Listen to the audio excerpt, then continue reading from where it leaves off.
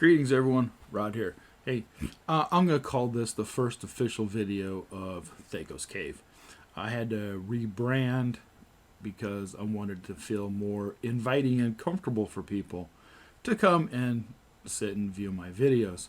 And I decided I was going to take on 3D printing and miniature painting because I find it to be a very relaxing hobby, and there's not a whole lot of script writing and research and all that involved, and I had to kind of slow down on that because a few weeks back my mother had fell and broke her neck, and she's in a hospital right now. The surgeon did a very excellent job, and now she has a neck fusion from C3 down to C7 and going through physical therapy and stuff like that. Hopefully here pretty soon she'll be back home and doing what she needs to get done to take care of herself and get herself recovered better. But off subject, today I'm going to be taking this barrel here that I printed on my 3D printer, and as you can tell, it doesn't have the spigot on there. The spout or whatever, that's right here, which needs to get glued onto it. I use super glue and a little activator spray and just seals it right up. This right here is the end product right here, and most of it is done with dry brushing, believe it or not, except for the metal bits and rivets. So let's get on with the video. For this project, I will be using Minotaur Hide, Bugbear Brown, Owlbear Brown, Dungeon Stone, Dwarven Bronze, and Mithril Silver, all from Army Painter's D&D paint line. I know this kind of looks like a double stacking Oreo cookie, but trust me, it's not.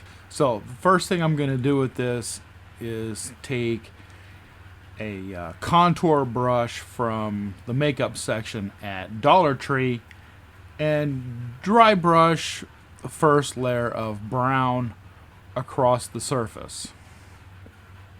Here you can see that I'm dabbing it and getting all the paint mixed into the bristles, and now I'm applying. I'm going in a circular motion. Now, some people will say this is not a good idea. It just seems to work really good for this particular project, basically because of the surface area that I have to cover. And I'm not trying to waste my paint, because this stuff is expensive. Now I will pause the video here and show you what it looks like when I have both sides of it done in the first layer of brown. As you can also see, I got some of the brown on the stonework. This is going to actually add a little bit of more depth to it once I put the gray on there. Going around the outside of it, you can see that there are some spots that did get brown in them and some spots that didn't. That is okay, because those are highlighting areas and shadow areas.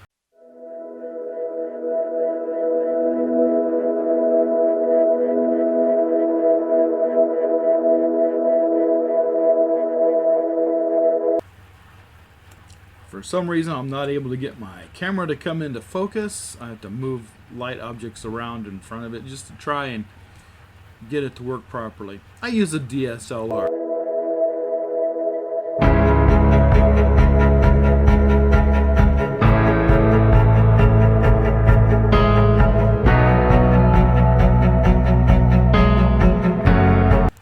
As you can see there in the background, I'm blotting the brush and getting as much of the paint off of it as I can. And now I am applying the second layer of brown, which just happens to be a 1 or 2 shades lighter than the first layer.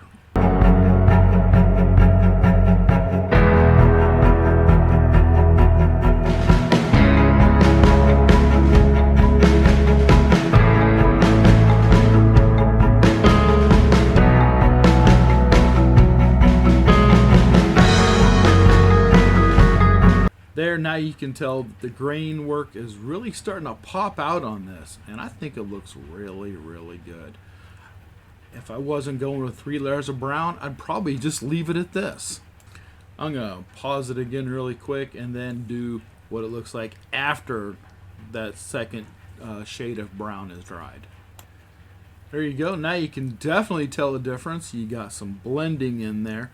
And that's what the purpose of this dry brushing is to get the 3 different colors to blend properly. Now, there are some spots that I did miss, and I'm going to go back and touch those up off camera.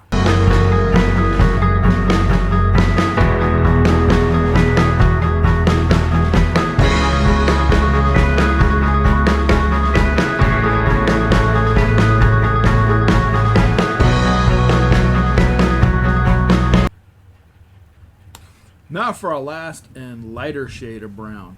This is really gonna add some more lightness to it and give those other shades of brown a chance to get in there and work some definite depth to this project.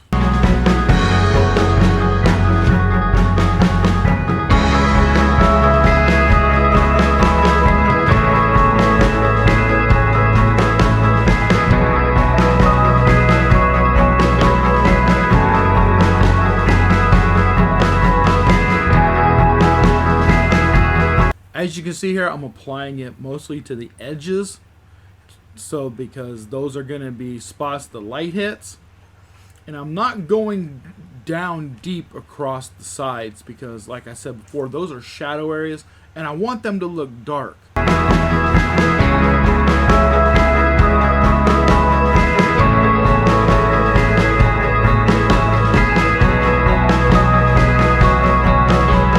This right here is I'm finished with the brown. Now if I had another very dark shade of brown or even a dark oak, I would go around and paint the outside trim so it was a different color. But I really like how these 3 shades of brown contrast with each other and give you a lot of good depth and definition. Now I wasn't paying attention to my camera. My battery died on me while I was painting the silver banding. So this right here is with the mithril silver, and I'm gonna show you the last 2 bands. I should pay more attention to my camera when I'm doing painting work, but I just get into the project and I tend to not pay attention to the battery. The brush that I'm using here is a liner brush. It's a 10/0. It happens to be one of my favorite brushes for doing this type of detail.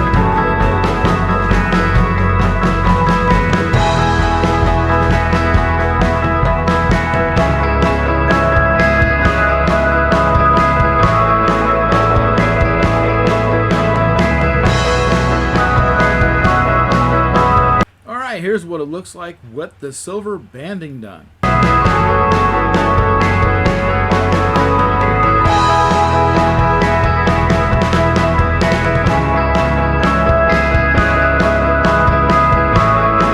Here I'm coming in with the bronze, and I'm going over the vent tube and over to the spigot.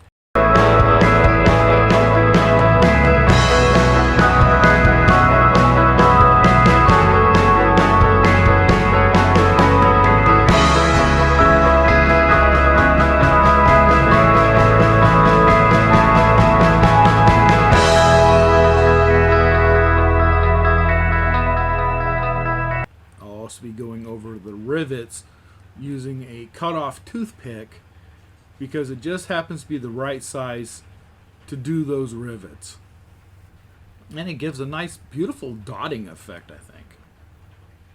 Then I'll be going around also with the mithril silver and touching up with that with the rivets on the bronze.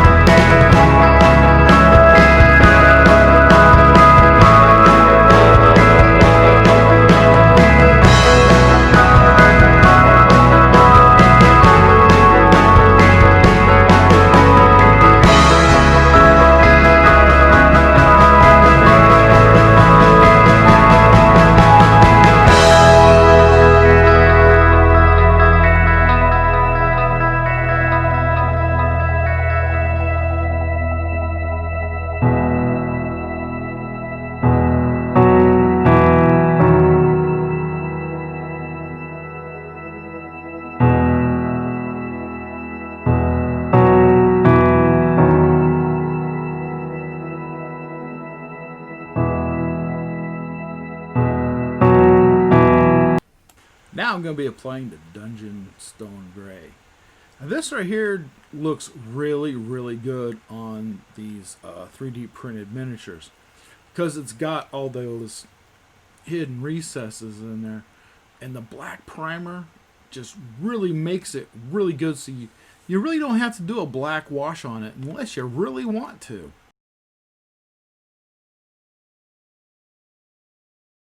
Just in case somebody does ask, the black primer I use is Rust-Oleum Camouflage. It's an ultra flat color and it really adheres to plastic fantastically. You just got to get a nice safe distance away from it, because if you get too close you might melt it.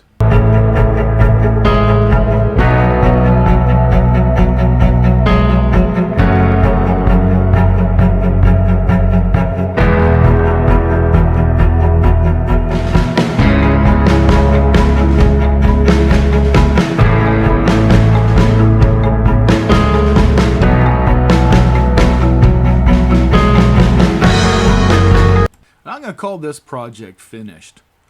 And like I said, this is my first official miniature painting for the revamp of this channel, changing it to Thaco's Cave, which, again, like I said, it's more inviting. It feels like a pleasant setting.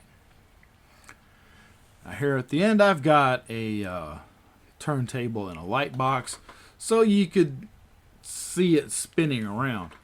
I'm also going to put what it looked like before and then try to phase it in, to where it almost seamlessly changes colors.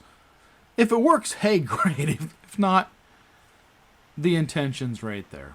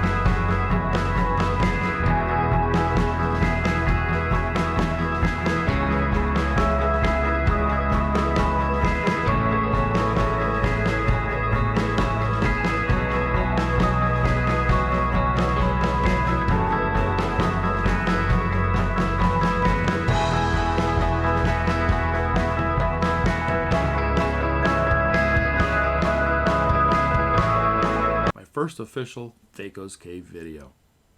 Tell me what you thought about it down there in the comments.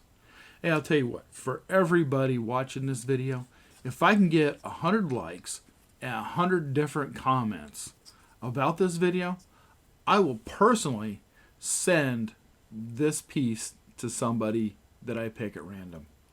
I'll roll a 2d10 and call it good. I'll even do it live or on video, so, my next video if I get 100 comments before then. So, like I said, 100 likes, 100 comments, one lucky person will get this fresh off my 3D printer barrel for their tavern or Dwarven brewery or whatever they happen to be building at the time. So, thank you and have a great day.